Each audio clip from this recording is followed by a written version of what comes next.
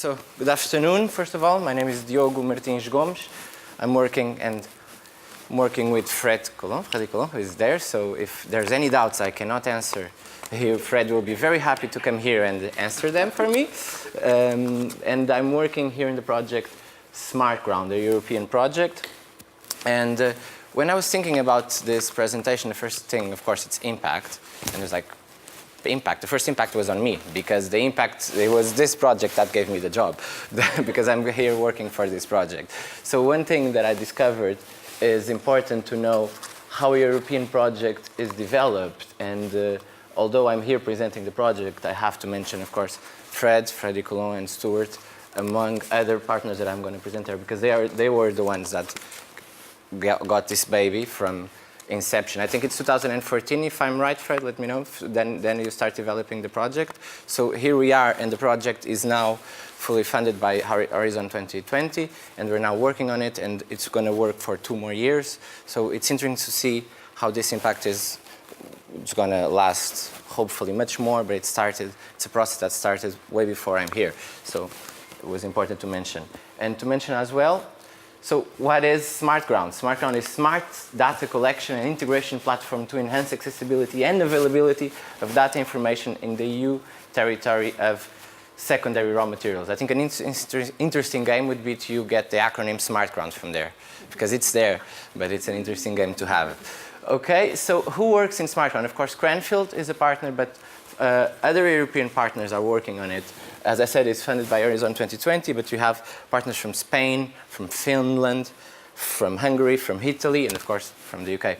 This is one of the things. This is my first job after my PhD, and I didn't know that much about European projects and how they impact. And I think this is very relevant in the times we are in the UK, that we are going to a EU referendum. I think it's so interesting to know how a project is, how we have partners from very different countries, and they're working in a project to develop in terms of secondary raw materials, recovery secondary raw materials, and dealing with waste management. And at European level, in which the UK is a partner, Italy is a partner, Spain is a partner, and we all meet mostly on Skype, but also because you have to also be aware of your carbon footprint, but also we also meet in project group meetings, which is the first one was here at Cranfield in January, which was a very interesting meeting. So this is already a part of how impact is built, because we are trying to have impact at a EU level, working together, different universities and different startup companies, which I think is really, really important. Okay, so Smart Ground. What is Smart Ground? So as the name itself says, Smart Ground tries to address the issue of waste management and resource recovery. Okay, how do we do this? Waste has become a looming problem for developed countries. A significant part of waste is valuable, but it's lost through waste management practice, which are not the most reasonable ones, which are not the most effective ones. So, as you can see here, landfills in Europe, we have more than 500,000 landfills throughout Europe, 20,000 only in England and Wales. So this is a problem that we need to have, that we need to address. A great deal of waste can be regained as practical and valuable raw materials by enhancing the recovery process from industrial, mining, and municipal landfills. As you can see here in the UK, a bit more. And importantly, this infographic is developed by another European project, it's now a trade association, which is EURELCO, which talks about enhanced landfill mining, which is now also lobbying in the European Union to try and change laws and try and get more projects in terms of enhanced landfill mining happening in Europe. This is how change is trying to be developed and trying to be achieved by having a lot of partners working together. And we are also a member of EURELCO, Cranfield, of the Enhanced Landfill Mining Association. So we're trying to achieve change throughout Europe and also here in the UK. So, what's happening now? Raw materials are essential for the economy, both in England, both in the EU, of course. But their availability is increasingly under pressure.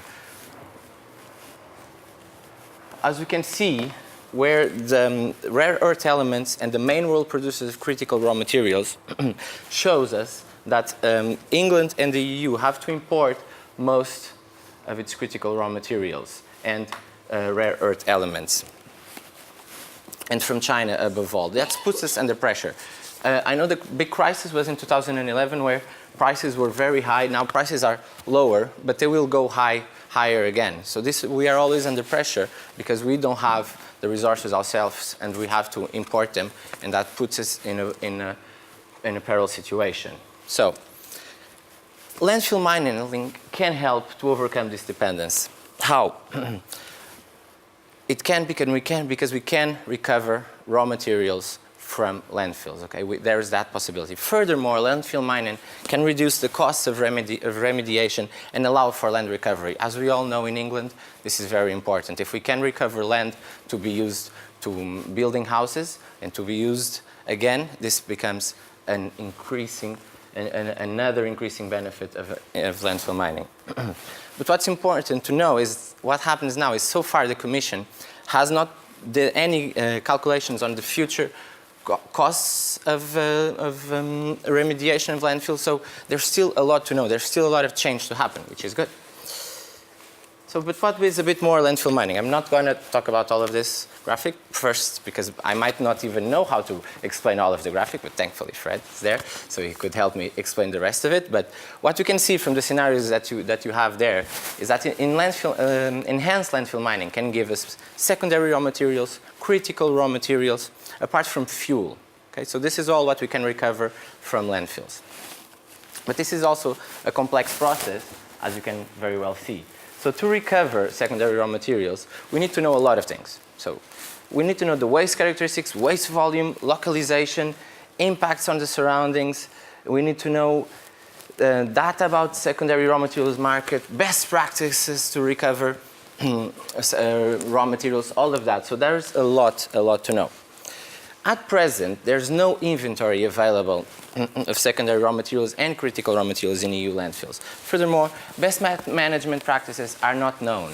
So Smart Ground will provide this inventory, and furthermore, and that's where I will come in as well, we'll provide training on management practices in terms of, well, I will come in with all the partners that are now developing this best management practice in terms of training. So, nevertheless, what happened is that the concept of enhanced and the commercial breakthrough of enhanced landfill mining is still a challenge. Non-technical barriers are still there for us. So what kind of barriers do we have? We have social acceptance. If we have a closed landfill, imagine close to your door, and now someone is telling you, okay, we're going to open this landfill and we're going to here's some mining. Most of you will probably not be very happy. So social acceptance is going to be an important part of it. Also economics, that because although we were talking about the value of raw materials, we'll need to know that one of the big benefits will be the money you are saving in terms of remediating the land, because you are remediating the land. So you'll need to pass that this is also a benefit, because only extracting, as the current market prices are, only extracting raw materials do not make it profitable on itself. So for you to be able to sell it to businesses and to sell it to councils, you will need to play with all of this to show that in the end there is a strong benefit to have. And of course, and this is resistance by several traditional industrial sectors. I was very interested, and I was about to ask the question to Professor Paul Lannister, but there was no more time. When he mentioned in his talk that you already are saying to business or saying to stakeholders, this is the best solution that we have. It's going to save you money, but it's new. And sometimes businesses don't like to change, as Professor Paul Lannister. My question to him would be, and hopefully I will meet him, will be to how then you go about it. And this is where we enter. How are you going about to change this resistance? Hopefully that's where behavioral change and trying to showcase the benefits, but also change the behaviors will be important to get people involved. Okay? So this is now what we're talking about. So to overcome the barriers, what does Smart Ground intends to do? Well, first we tend to give the information. That's part of it. You're giving the information to stakeholders about all of what I've been talking about. The importance of secondary raw materials, where the production of raw materials is, and how we can minimize our dependency on China and on other countries that are producing raw materials. But more than that, we'll need a bit more than just giving the information, because well, we all know smoking is bad for us, but a lot of us do it. It's not just only a question of information that makes you change your behavior. And this works at all levels. So apart from that, we need to create synergies among different stakeholders that are involved in the secondary raw materials value chain. Okay? So how to do this, and I promise I'm almost finishing. To do this, we are doing several things, okay?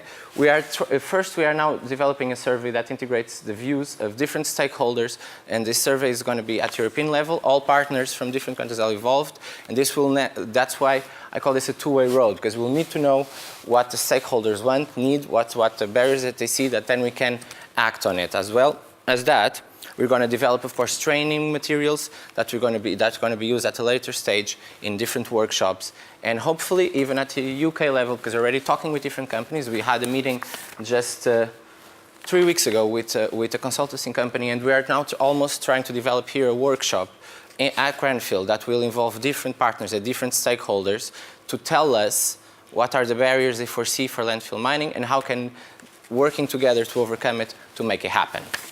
Okay, so just to finish, landfill mining makes perfect sense, environmentally and economically. It's only a question of providing to industry the right tools to make it happen. Smart ground will play an integral part in promoting that change. That's what we hope for. Okay, thank you.